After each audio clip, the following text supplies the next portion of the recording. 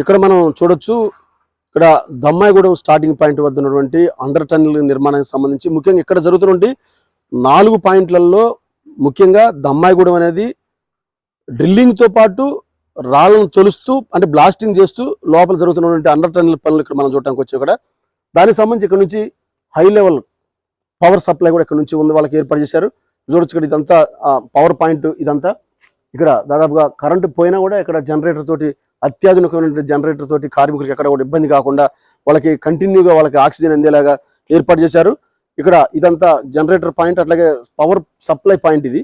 ఇక్కడ నుంచి అట్లాగే వివిధ ఏర్పాటు చేసినటువంటి షెడ్స్ కూడా మనం ఇక్కడ చూడొచ్చు.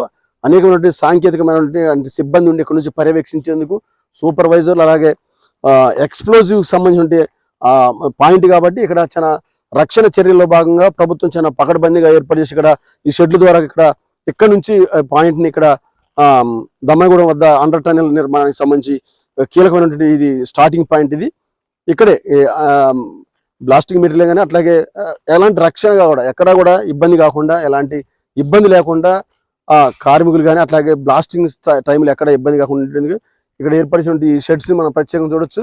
ఇక్కడ ఈ ప్రాంగణం అంతా కూడా ఇక్కడ జరుగుతున్నటువంటి లోపల జరుగుతున్న ప్రక్రియని పర్యవేక్షించే ప్రాంతం ఇది. ఇక్కడ నుంచే కార్మికులు లోపల పోవడానికి ఏర్పరిచిన షెడ్లు ఇవన్నీ మనం చూడొచ్చు. ఈ షెడ్లని కూడా